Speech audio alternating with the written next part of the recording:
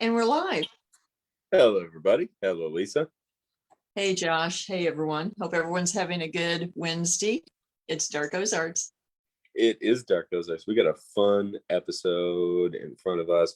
And also, we, just as a quick note, we also have a YouTube channel. So I would encourage folks to, when you get a chance, when we're done here, head over to YouTube, search Dark Ozarks, like, subscribe, share, follow, click the notification bell, all of the things that one does on social media.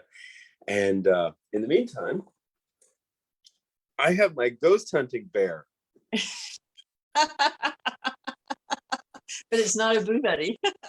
No, he's not quite as interactive as advertised. Yes. And that's okay with me.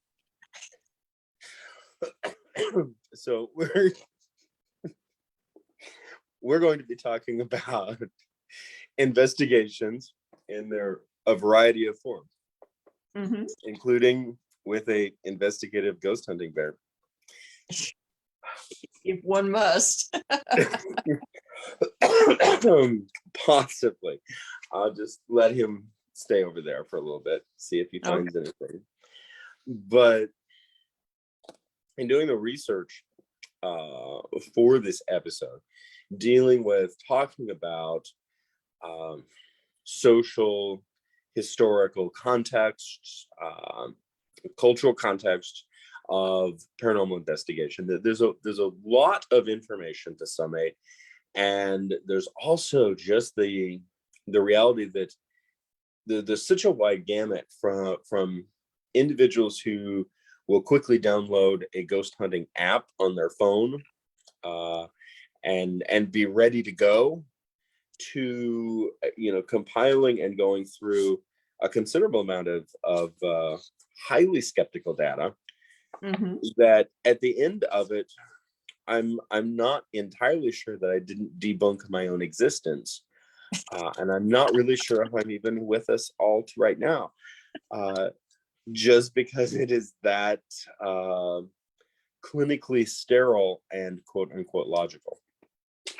Exactly. And I think that's one thing that that happens in this discussion is people often fall into one far camp or the other, just like in so many other things in the world these days. And yes, highly polarizing. Yes. And but I seriously think that there is a middle ground, and and the disparity between the two camps, has arisen over time, and you can understand where they kind of got to where they are. Ironically, the spiritualism movement in the 1800s and early 1900s that ultimately pretty much got, quote, debunked, because there were a lot of hoaxers and charlatans involved, started out embracing science and scientific method. Spiritualism, basically arose with modern science, and pursued the paranormal from that perspective, although we don't view it that way now. And now, sort of the popular view, particularly those that a lot of people who investigate, as well as a lot of enthusiasts and fans of TV shows and so forth, assume that what they're doing is scientific, and it's not per se. No. No. And I think it's important to understand the sort of the opening of the envelope, so to speak, to get to what it is that you're actually getting to. Using an EMF meter does not automatically make it scientific. No. I do think that there's I cannot help but this entire process as we were going through and I was doing research, I just had, well, I was playing the soundtrack to X-Files, I want to believe, while I was doing research, but my mind kept jumping to Star Trek The Next Generation. And of course, that's sort of the two sides of my personality there. But there is something, say, for example, holding an EMF detector, an electromagnetic field detector or meter, you know, is I think socially and psychologically akin to the idea of holding a tricorder. And then, you know, you immediately started saying, okay, I am Scanning. I am scanning. I am gathering all this technical scientific data. I'm going to compile this, and what I'm doing is scientific. It isn't, but you are taking readings, and then you're making up, you know, you're arriving at conclusions based on what those readings are telling you. I mean, and that's true, and a lot of it has to be, you know, observation and discernment as to what does this mean, or what are the possibilities. And I noted in the research, one thing that I found interesting was a couple of the more technical research papers concluded, one, that EMF fields do affect the human brain. Yes.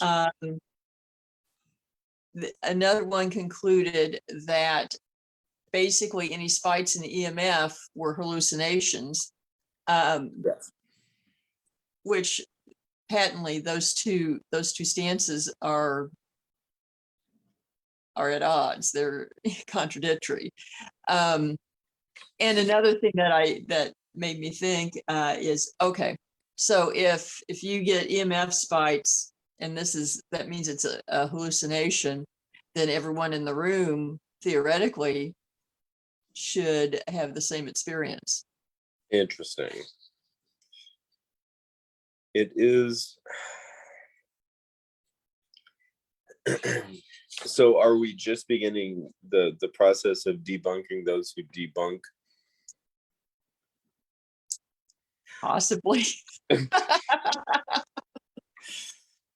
I think my But, I mean, ghost hunting. but that's sort of the morass that you wade into, is that there are things that are across the board here, and what do you do with them? Correct. And I think that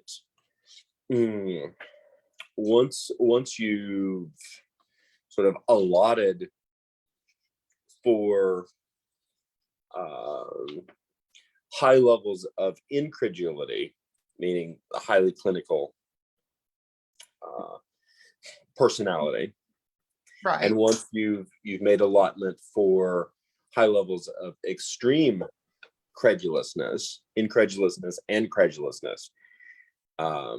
the individuals who are like so ready to believe that you're just like going, whoa, chill, guys. We need to look at this a little bit, just a little bit. And then we get that on at events and tours we do. Yes, we do. And it's quite entertaining. But once you've made allowances for the essentially the two extreme groups, one of them, and I think it's fair to say that the one group tends or trends toward being highly educated, and one group trends toward minimal amount of education, but not always. Right. Yeah. Not exclusively. Yeah. No. And I think too, it's affected by how much one is influenced by popular media too. Right. And you could also, I'm just me and my ghost hunting bear, are his name Jimmy, in case anybody wants to know, Okay. is I'm really on this kick of debunking those who debunk the field. Yeah. But there is also, in both cases, a heavy amount of cultural pressure. Mhm. The idea, so for example, if you binge watch every ghost hunting show available, and you start imagining that your house is haunted, Mhm. interestingly enough, just to throw something, a monkey wrench into all of that, just because you binge watch every show and that you are now imagining that your house is haunted, interestingly enough, that's not proof that it isn't. It may be. Yeah, I mean, that's very true. And then you can throw in, the additional factor that, I mean, and I don't think this part was in the research today, but um, longstanding theories of thought forms that basically that we can create our own hauntings, Yeah, by and putting enough psychological energy into something that it basically affects the environment around us. yes. And I think Sympathetic, that's, basically a sympathetic reaction, or entanglement at a distance in a quantum physics notion. Um, yes, which so yeah, interestingly is not that much different than sympathetic magic and hoodoo. exactly. Now, the other thing that I think is interesting, so we're for example, someone who is based on the uh sociocultural pressure they have created for themselves in terms of the media that they consume. And we've Mhm. all done this, I think. Oh, yeah. I certainly have. Oh, I mean, I have too. anyone, so here's a sociocultural context. Anyone who has stayed up late at night by themselves watching a horror movie and then heard a sound Hmm. and had their adrenaline spike. Yeah, That's what we're talking about. that's a good. That is a good example. Or same situation of either watching something or hearing about something, and then getting in your car and having that feeling that maybe someone's watching you, and suddenly you're looking in the rearview mirror to see if someone's in the back seat. It's the same kind of thing. It is. And just playing, and a lot of it is, this is, it's the original tale that's as old as time. It's not Beauty and the Beast. It's the fact that there are very dangerous things in the dark, and that Yeah. we would like to survive to perpetuate another generation of human beings. So it's part of our survival mechanism. Hmm. But from an intellectual standpoint, there's also a part of our survival mechanism that I think certain groups of people are very prone to. And that is fear of ridicule or ostracization. And Yeah. I think you see this in two areas. One is an area that highly educated clinicians would be very susceptible to. What if you said to your fellow clinicians, to your fellow researchers and scientists, I think there's something to this ghost stuff. And they all laugh at you, and then you do not get a promotion or you do not get a grant. Exactly. And These basically are, your career's stalled. yeah, and these, these are real social pressures. Yeah.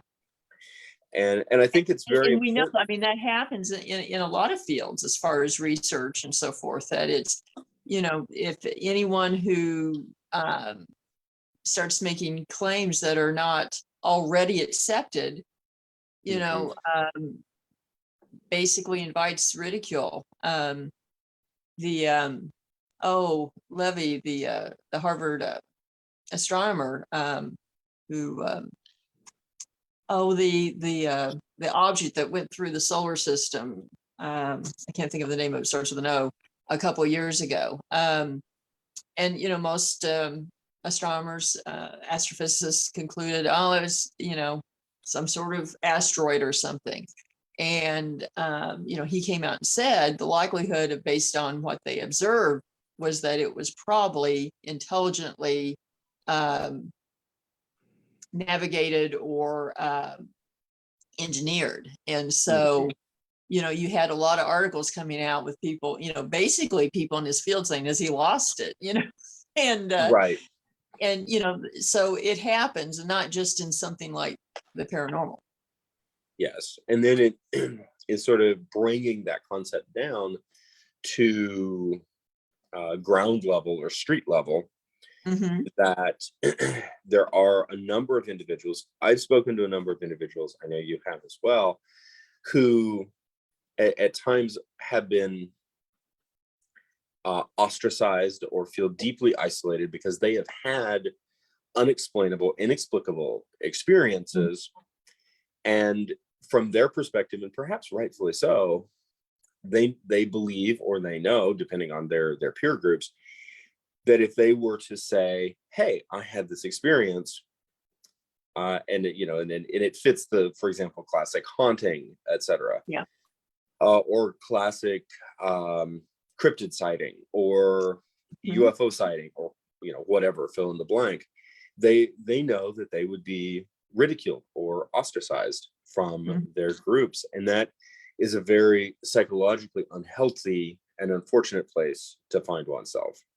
It is. Well, and I can honestly say that when I first started investigating in a more public manner, organized manner, I had people say, oh, that somehow this was going to affect my career as an attorney, which it hasn't. And in fact, some of the best leads and so forth that I've ever gotten actually have come from the legal community. So, and have actually had a lot of support.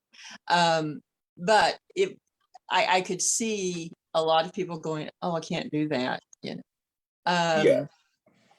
So yeah, it's a real thing. It is a real thing. And I think that many individuals now, I do think that those of us, I use it for us, that do function just fine in the professional realm. But I don't know, I think that some of us, for a variety of reasons, some of them being ancestral, just have a switch that's a bit like honey badger, and we just don't care. Yeah. That if you find that, I know, me either. That if you find that you constantly embrace what you're doing in an intelligent way, things work. Yeah. And the lesson I learned a long time ago that works in just about any contest is if you conduct yourself professionally, you're okay. Yes, and that involves a lot of what we're going to be talking about tonight, and what I would encourage people, if they are interested. I think that our primary focus of discussion is for individuals who are interested in investigation, or doing investigation correctly. Correctly is kind of a broad space, but it's basically involved in don't do stupid things. Pretty much. That, and then we can get into what that precisely looks like in several situations. That there is a goodly amount of critical thinking that is involved in building out the process, and there's a certain amount of, I think, somewhat abstract thinking that you do need to apply. So it's basically Mulder and Scully. Yeah. So, the yin and yang of the thinking processes. Yeah. That highly analytical, highly abstract, and seeing where things meet. Now, I also, I've been looking forward to this since I started getting into it, because so many of the sort of more reputed online articles are very dismissive of quote unquote evidence. And now I did note, for example, we have The Science of Ghosts by Catherine Hewlick from sciencenewsforstudents.org. We have Ghost Lusters, If You Want to See a Specter Badly Enough, Will You? By Adam Marcus of Scientific American. I'll pull up a couple more here in a moment. But interestingly enough, the first article was published in October 31st, 2019. The second article was published the second article I'm referencing was published October 27th, 2008. The interesting thing that while it's very clear that the authors do not believe in ghosts, they are certainly not above publishing these articles in October, right before Halloween or on Halloween, in order to most effectively capture an audience that is thinking about ghosts. I found that really interesting. But coming back to Catherine Hewlick, The Science of Ghosts, some key points going over that there's no science to support ghosts, although in 2018 in the United States, 58% of those polled believe that places can be haunted. Mm-hmm. 1 in 5 people in the US say that they have seen or been in the presence of a ghost. No good evidence exists. Some are hoaxes. The rest only prove that equipment can sometimes capture noise, images, or other signals that are unexpected, ghosts being the least likely of possible explanations. Explanations include hallucinations, dreaming with your eyes open, sleep paralysis, the face in the clouds phenomena, inattentional blindness, and the brain simply misreading sensory cues. Mm-hmm. As well as that, but then also noting that paranormal beliefs persist even among those with stronger critical thinking skills. Yes, and I do think that is something to note is it's easy to say that believers are more less sophisticated thinkers or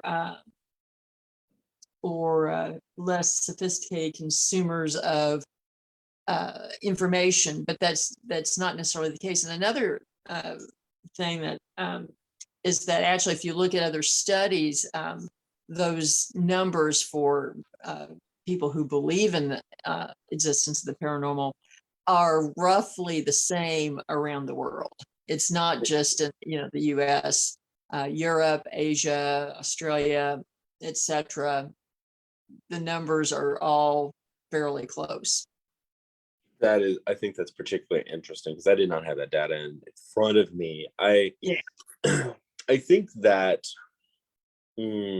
I'm going to negatively reference one of my favorite shows of all time, which is Star Trek: The Next Generation, and because I think that the Next Gen, whether you like Star Trek or not, Next Gen was a cultural force with an enormous amount of momentum to shift and shape public consciousness during its seasons. Mm-hmm. And something that I found particularly interesting between the conversations initiated with Next Generation versus the conversations initiated with Deep Space Nine, which I also love, is that Next Generation, besides being bright and shiny and sort of like the cruise ship in space, combined with the UN, which is interesting, was an idea that the inexplicable could always be explained through technology. Yes.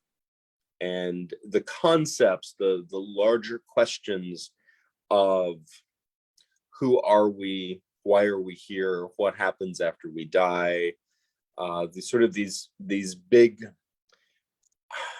you could call them paranormal questions, supernatural questions, religious questions, questions of faith, questions of belief, though that realm was relegated to quote unquote primitivism. And Yes. and With one exception. which was that? The one exception is, and I can't remember the episode title, but when they basically hold a trial to determine whether or not Data is a sentient being, Yes, who would be protected by basically civil rights. I believe it is The Measure of a Man.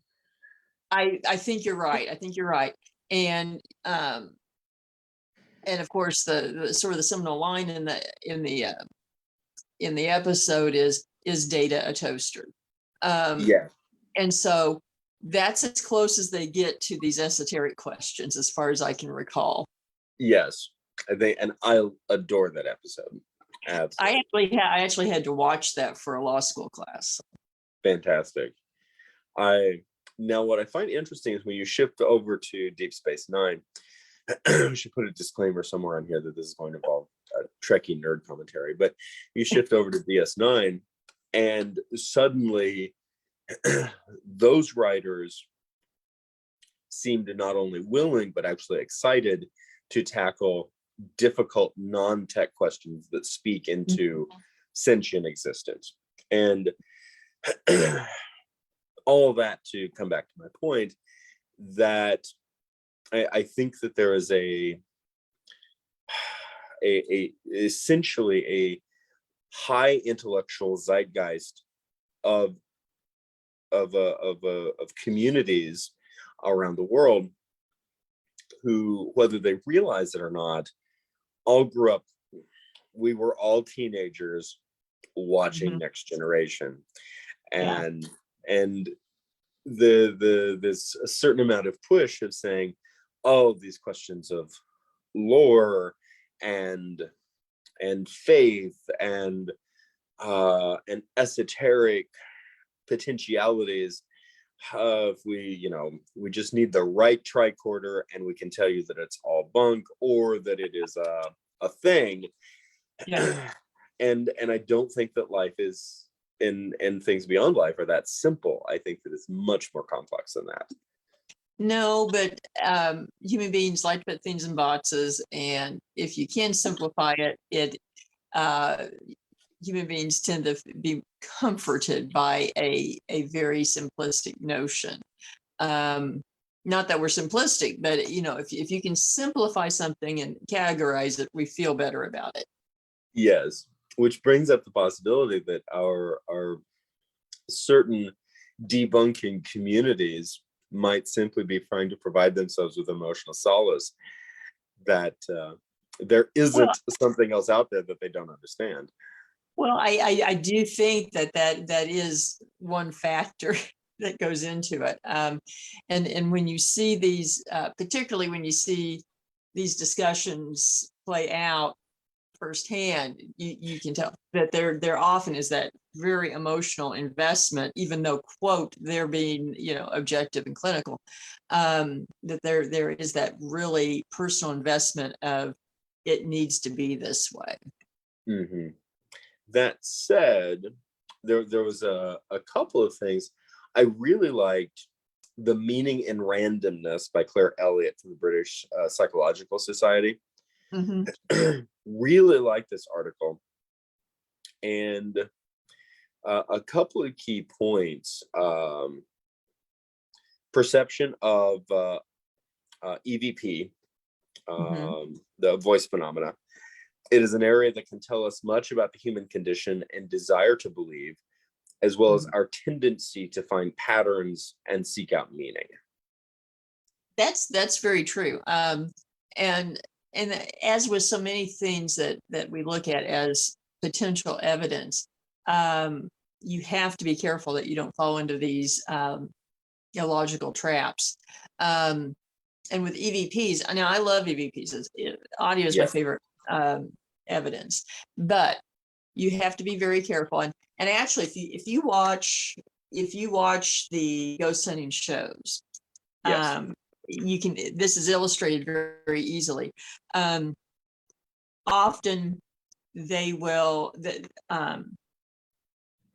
Some do it more than others, but they generally will, clip the EVP very tightly.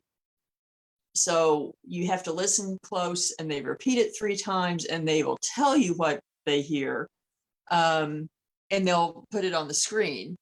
And it's very easy. A lot of people go, oh yeah, that's it. And I think in part it helps if you come from a background of having to be an objective observer. And for me, particularly being in a courtroom, you have to pay very close attention to what everyone's saying. And very often I'll be sitting there going, it doesn't say that. It doesn't say that. And, and often in a little more forceful terms, I say it, but, and I'm really, okay, so I am incredibly glad we're having this conversation, because now my job, very different than your job, but still, it involves listening to people. Yes. and I'll watch some of this stuff, and they'll play the clip. I'm not naming any names. I'm just saying in general. They'll play the clip, and it's like, this is what it says, and I'm like, no, it's not. You're telling us that's what it says. It's a series of unintelligible rises and falls of sound, but when you put the words underneath it to tell you the brain this is what it is, then, and a lot of people go, oh yeah, and and often it's because they one, they want to believe, and then 2, they just want, well, and here's another psychological issue, is that a lot of people, they want that affirmation. So they want to agree with the other person. Even if it's unconscious. And so, yeah, you have to be very careful about that.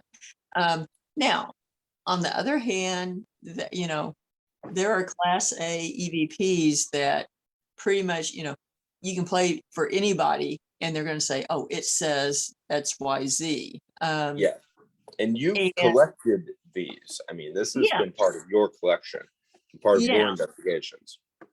And the thing of it is that over time, particularly over time, you will see a lot of people, they will put out on the internet basically every audio anomaly that they get. And I don't, because one, a lot of them really are not clear enough for me to say it's worth putting out there. I may think, I think this is what it says, but it's not really that. It's not a Class A. And then a lot of what you get are sort of repetitive themes over time, hello, hi, get out, etc. That I could put 10,000 of those out there. What was that? And so I don't. But yeah, there are some that you go, okay, I can play, and anyone that has heard it will say, oh, that's what it says. And for every one of those, you're going to get 100 that aren't Class A. Right. And then I found this interesting. One of the links that we're both doing analysis on, I'll share the connection on this, but actually does have Class A through C, and then essentially D classifications for EVPs. And in that process, I think it's probably a good time to note that you can watch all of the shows that you want to, but a great deal of actual investigation is hours and hours and hours of things not happening at all. That's very true. I mean, and sometimes you can walk away and think, man, it was so flat, nothing happened, no one had experiences, etc. But you may find something on audio or video. Mhm.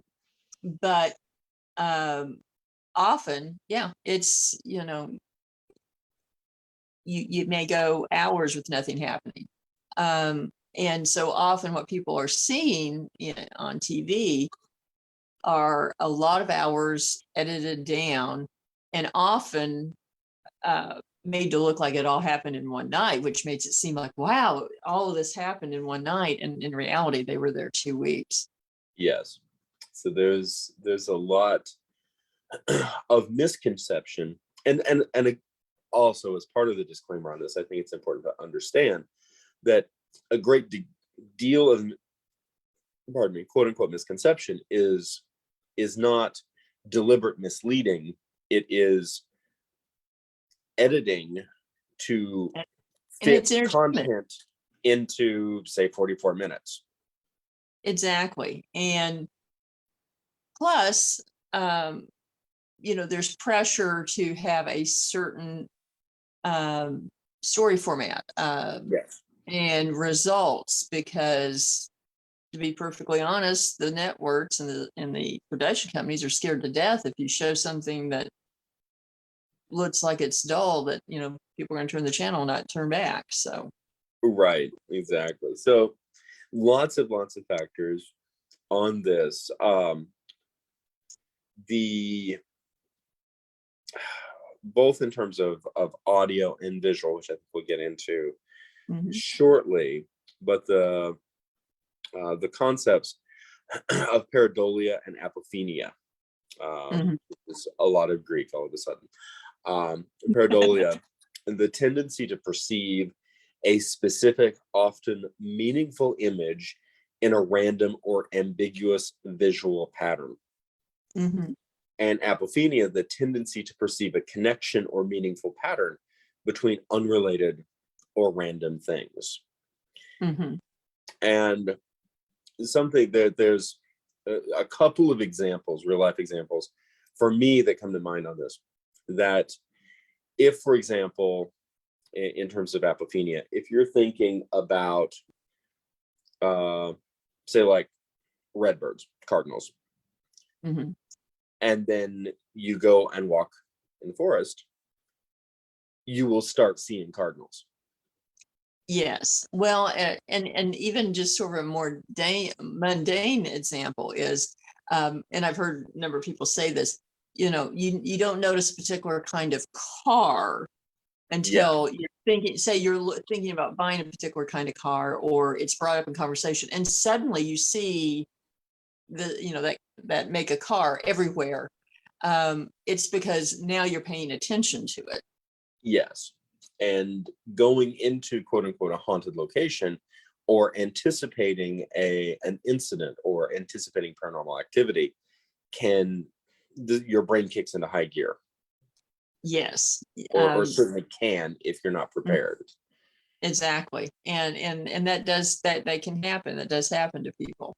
And pareidolia, there's a lot of things that come up with that. And I guess I'll jump into the morass of orbs. People will take photos, and there will be quote orbs. And first and foremost, you can eliminate 99.99999% of it with a sun filter. And they make sun filters for cell phones too. So give me the ghost hunting bear. Yes. Nod his approval. That's right. And so you get all these photos, and people will jump to the conclusion that it's a spirit. And if it's translucent and perfectly round, with a defined edge, it's dust, pollen, moisture. And people will want to fight you over that, but I mean, it is, and you can eliminate them with filters. But then people go to the next step of looking at the photos and say, I see a face in it. Which to me, it just doesn't make any sense of, okay, if you're assuming that this orb in a photo is a spirit, this glob is, why, if it's manifesting as a glob, then, but it has the ability to put a face in it, that's talent. That's talent, wow, put a face in it, then why don't, that goes back to manifest as an apparition. But that what happens is the brain looks for patterns that they recognize. And Yes. The first thing that our brains look for are human faces as babies. Yes. To recognize human faces. So that's why, to be perfectly honest, if there are light and dark spots, there's going to be someone who says, oh, that's a face. Face it, and then you'll get, it's a woman, it's a child, it's a demon, it's, and it's just finding patterns. It is. And it for myself, as a child growing up, where my bedroom was, I could lay in my bed waking up, look out the south facing windows, and see one of our big wild cherry trees in the front yard. Mm-hmm. Now, for people who are unfamiliar from a decent distance, wild cherries have pretty small leaves. Mm-hmm. And so especially about this time, beginning about this time of the year through into August, basically June through August, you'd have these masses of small leaves, and they would all move in very interesting random patterns when the wind blew. And I was also looking at it through a screen. Yeah. And it was personal entertainment to me to lie in bed when I first woke up, watch the cherry tree, and see what the patterns would look like. And 9 times out of 10, I would see faces in the trees. Mm-hmm. Well, because our brains are wired to do that. Yeah. Essentially looking for eyes, nose, mouth. And so any sort of, contours and contrast in light that resemble in any way, the brain goes there. Yeah. And you see that a lot, unfortunately, with people sharing photos online. You took this and what do you see? And you get all kinds of people, and you look at it and it's like, it's a smudge, or, and a lot of them are reflections in windows and so forth. And it can be anything. And a lot of times what they're seeing is a reflection of actually leaves off trees. Yes. Things like that it creates that impression. Now I can say somewhere I have the photo that from years ago, investigating a place that it had been empty for quite a long time, but there was on a stairwell, there was some wallpaper that had come loose, and you just taking pictures, there was an angle that it looked exactly like a man standing there, but you could have someone standing there and putting their hand on the wall, and it would obscure part of it, but if you just looked at it, it's like, oh, that actually does really look like something. But you have to discern, what are you looking at and what is the context. Yes. And I think this is a good point to a good moment to look at what I think is serious investigators' role in a social context, because typically I feel, let's see what you think about this, I feel that there's, again, those two highly opposing camps that are pushing their messaging. So for example, you know, for an individual who has a photo of an orb with a face in it, certainly Mhm. from their perspective, um, they may feel a great deal of ownership over this quote unquote evidence. They do. That often The happens. the sense that this is my proof. Mhm. Now, a common response in terms of debunking the orb, which we pretty much just did, um, is the idea that we're saying, no, you're not having any paranormal experiences. Paranormal experiences are not real. You're not terribly bright. The world doesn't work the way that you think it does. I think it's incredibly important for people to understand, particularly like from our perspective, Mhm. we are debunking over 99% of the orbs, but we are not discounting your experiences. Exactly. Just because it's a dust orb doesn't mean that you don't have activity. Exactly. We need shirts. That actually would be a good shirt. just because you did not collect the evidence you wanted doesn't mean that there isn't a haunting. I mean, and that's very true. Um, and you do have to walk that line and not, you know, disparage someone's experience, but you know, at the same time, when there are certain things that, you know, to be intellectually and ethically honest, you have to say this is what's going on with this particular piece of evidence. And Yes. so, and I think our conversation earlier, I think you brought up a good point about What was that? the role that we tend to play that mirrors uh, roles in more primitive society. Essentially functioning as the people's shaman. Yes, I mean, basically, sort of straddling those two camps Mhm. and taking the valid points of view from both and putting them out there and trying to um, give a context that has some meaning and hopefully resolution in a Yes. particular case. I think in many cases it's important to understand that there is resolution desired. Yes, often there is. Usually there is for people who are experiencing it. The Now, really quickly on this, I'll get my source citation here. Ghost Investigations Team.uk, instrumental transcommunication, or ITC, which Yes. I honestly got lost in this article. Not necessarily in a good way. I just got horribly confused. Not necessarily the article's fault. No, and that's understandable if you don't have if you're not really familiar with it.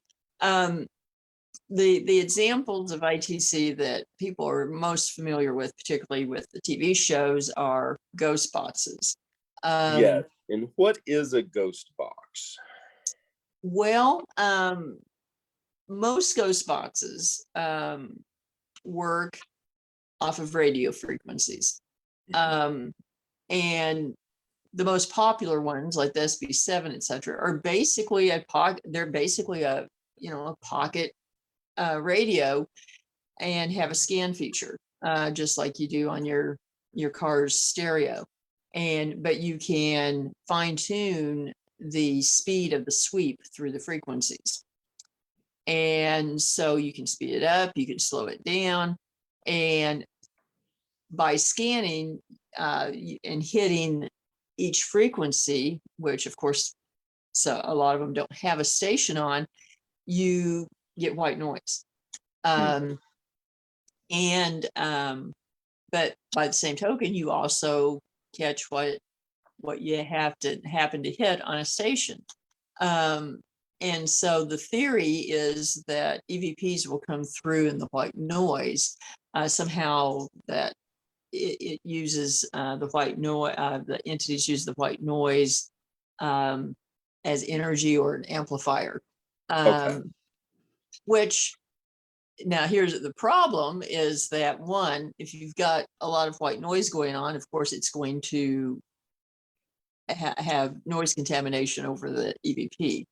So it lends itself to problems of interpretation again. Mhm. Plus, you can get snippets off the radio, and the example that I've given for years is, and we've actually had this happen, is you hit a station and you hear kill, and you're at a location where there was a murder, and so again, your mind says those two things are connected, even though it's just random happenstance. And again, it could be a DJ introducing a song by the Killers, and you get Kill, and you think, oh wow, kill, and there was murder here, but one Right. didn't have anything to do with the other. And that, to me, the concept of the ghost box is much more tenuous than just recording the ambient noise Yes. in a room and analyzing what gets picked up. Yes. Now there are other types of ITC boxes that don't use white noise per se. Some of them use different tone generators, etc., or there'll be tones and then silence. But again, it's all a matter of what's coming out of the box actually doing something other than just record, what you would get recording. And there is no evidence one way or the other there. And people are selling these things for hundreds of dollars and thousands of dollars, and some of them have been taken apart, and you have a box with a guitar pedal in it. Mhm. And Which, so, and you're paying four figures for it. yeah, and I So think that that aspects of the genre in that regard really speak to things like Harry Houdini yeah, debunking charlatan mediums. yes, And- it really is. And and so you do have that factor. And if you're in the field long enough and take it seriously, you tend to figure that out. And it's funny because you uh, those that trade in those practices tend to get called out. right, which is not a bad thing. I mean, the No. idea that there's management and accountability from within the community to a degree Yeah. is incredibly important. I think it also speaks to how important it is for many people to somehow have an answer, or somehow have a non-tenuous or a concrete connection. If I could just get this piece of equipment, and then I could connect with the afterlife. And I think the pressure for that has increased over time, and not externally, but for people pursuing it, because they often perceive these devices as scientific, and so, oh, this means something, it's something provable. But no, it's not something that necessarily can be replicated. Experiments be replicated to a scientific standard. I mean, that's one reason that if we do get sort of results off of anything, it's when it is repeated over number of times and over a period of time during an investigation. That's when I start paying attention. Otherwise, it's random. Yes. And I think the one thing that is, it's very important from a cultural, social standpoint, sociocultural standpoint, to sort of stand within that threshold and provide uh, decreased apprehension, or an increased perspective, or a sense of closure, or a sense of peace, or a way of seeing things that is more positive than someone might have had coming in initially. Exactly. Exactly. That that said, there's a great risk in terms of what someone in grief might be wanting, or someone who's deeply apprehensive might be wanting, that they're going to have the potential of really demanding more. And it's very easy for someone who is not self-accounting or not responsible to give them essentially exactly what they're asking for, even if it isn't right. Right. To give the easy answer. And I know for me, I think preparation for that really does come from my day job, because as an attorney, you have clients who, they want the easy answer. They want you to fix all their problems, and it doesn't always work out that way. And so, my job often is to give them the truth, or in their options, not what they want to hear. And you Yes. kind of have to approach it the same way. You have to be responsible in the way that you deal with people, so that their situations aren't worse, and not necessarily because, quote, the haunting is worse, becomes worse. You make it worse just by giving them information, or perception that doesn't make sense in a situation, because Yes. it's an easy thing to do. And one of the, I would posit that one of the most obvious of those, if an individual is experiencing activity that's very unsettling to them, is concluding that it's demonic. Yeah. I absolutely hate that we are kind of in that spot where, so many people want to jump to everything's a demon. And of course there are reality shows out there that, the joke in the field is, oh, it's a demon a week. See, Which, what, for anybody who wonders, what I do is I just put on my DVDs of The Conjuring, and the demon watches the show, and I get the dishes done. There you go. Oh, that's funny. It works. No, I don't really do that. Make the demon do the dishes. That'd be the. I'm still working on that part. There you go. On that part. There you go. Not easy. But yeah, that is a big disservice, but it's a perception that has been instilled. And it started with The Exorcist. That's when this preoccupation with the demonic occurred. Yes. The idea of spirits and interacting was not really seen as this dangerous, horrible thing until that, which of course is a testament to the writing skill of Peter Blatty and how good the movie was.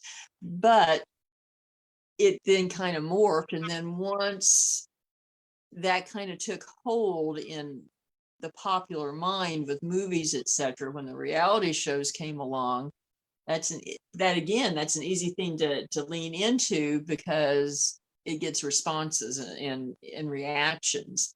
But it's not, in my opinion, the responsible thing to do. No, it isn't, and I think it's incredibly helpful for people to understand that in the vast majority of paranormal incidences, there's a surprising normality about the incidents. It's not that big of a deal. It's not that scary in almost all instances. And even situations where people are jumping to that conclusion that it's demonic and malevolent or whatever, generally, when you look at it objectively, it's not. And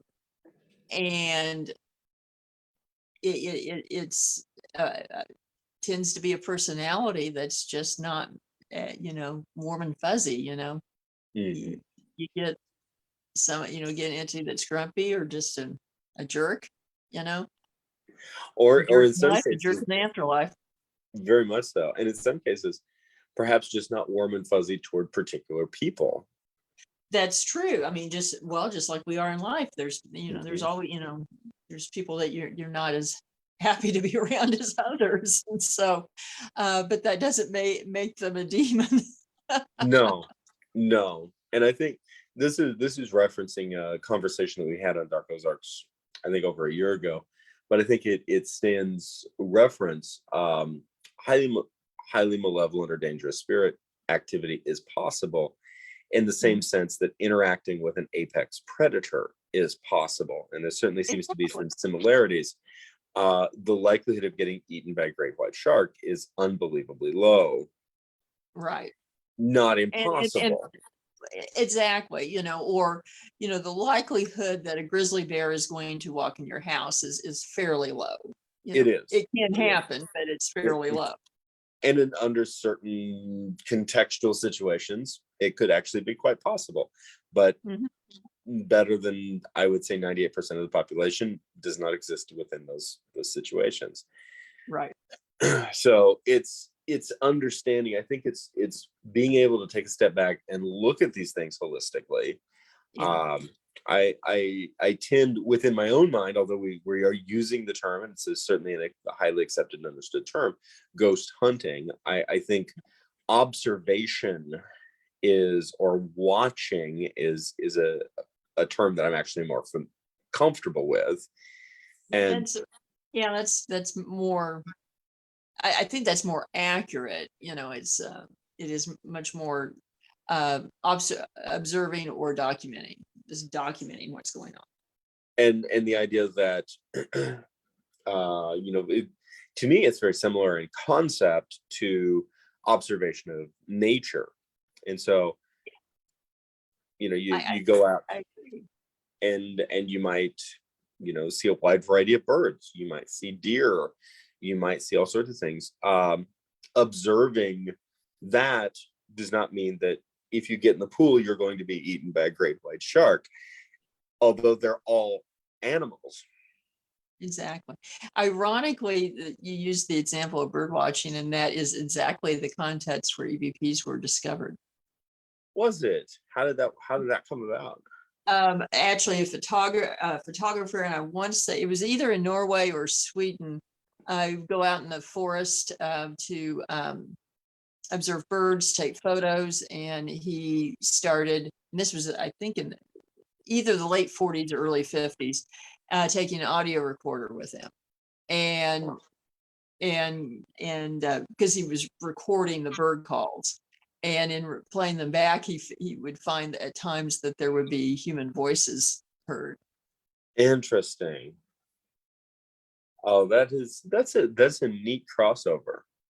That is Mhm. a really, really neat crossover. But yeah, That that's where basically it was first discovered.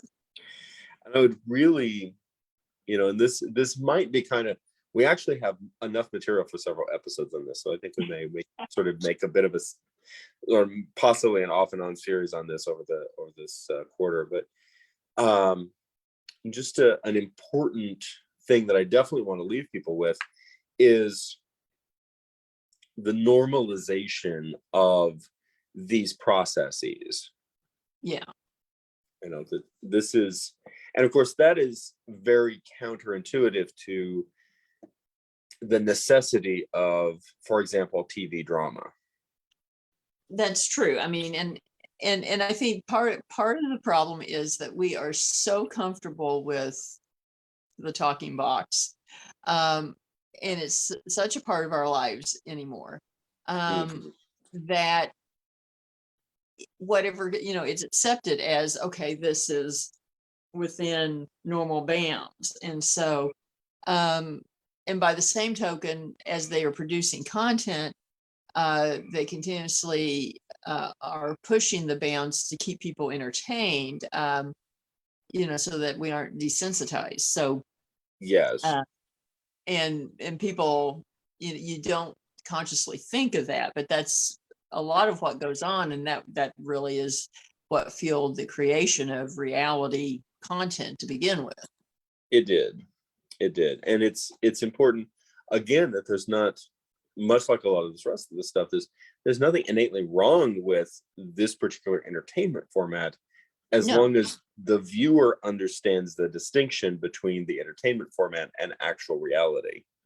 Yes, I mean, it's the same issue that's coming up with news networks, and people not recognizing the line between, this segment is news and this segment is opinion, and suddenly if it's on a news network, it's all news. Yes. um And it it, isn't.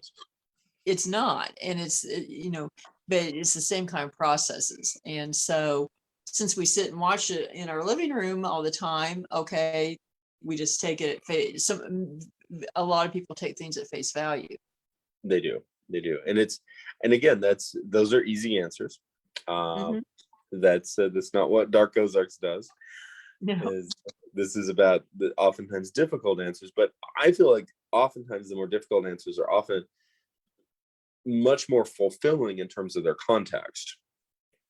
I do too. I mean, I do too. It's, um, you know, it's the difference between reading a very formulistic uh, mystery versus a really, really good original story. Um, Agreed. Agreed. you know, you can read the same thing over and over, and it's the same story with different names, and um, that's what Yeah. ends up happening. And it does. And it's, and I think I would just encourage people, if you love your paranormal shows, watch them. Mhm. Uh, but understand that there is a distinction between the show and our boots on the ground reality, or our street level reality. I do Mhm. think that a lot of people who experience paranormal incidences or activity and feel apprehension about it are drawn to the shows because they want answers. Yes, I think so, and I've seen that in a number of people who I've ended up talking to and working with their situations. Um, and again, that's very normal, saying I want answers. But you have to still look at those shows with an objective eye of, why are they doing this, or what am I not being shown? And so many things that come down to camera angles, etc. That and not everything happens right in front of a camera either. No. And they play on that often, um, so that maybe they aren't necessarily directly misleading, but it is insinuated the way it's set up, or the way the shot happened. Yeah. Just out of curiosity, in terms of individuals, your personal experience with Paranormal Science Lab, individuals coming to you saying, okay, I have a problem or I need help. What Hmm. types, obviously not, talking about individuals, but just sort Right. of what types of things have, really stood out? As far as the things they're experiencing, Mhm. um, often often people will decide they want to seek help from a team when kids are being affected. That's a big one.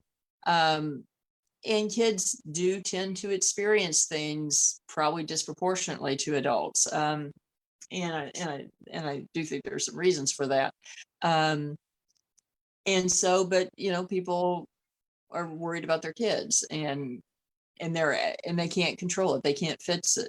Um, and there's a lot of those situations you go in and figure out there may be a very normal, mundane thing going on, and you can help identify that.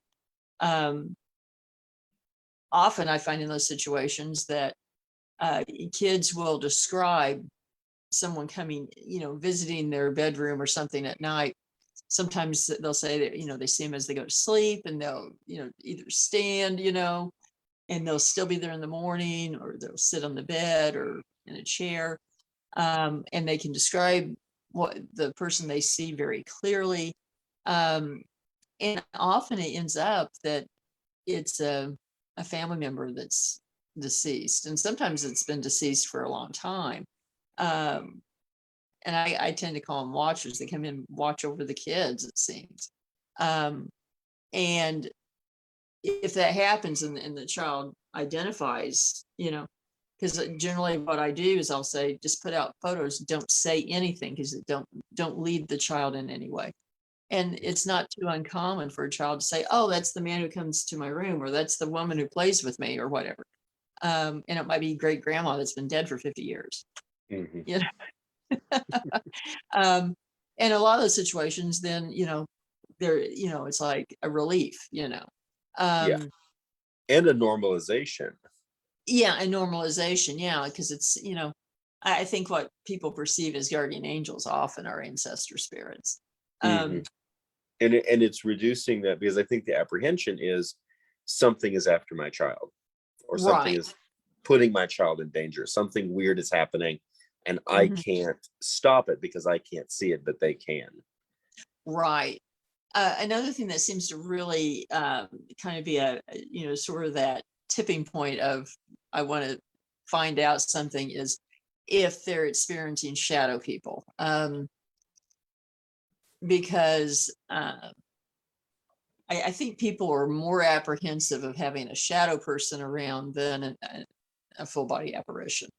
Mhm. Um, and again, it's one of those things that, well, at least an apparition, it was like a person, and etc. It's something somewhat familiar, sort of the classic lady in white gown.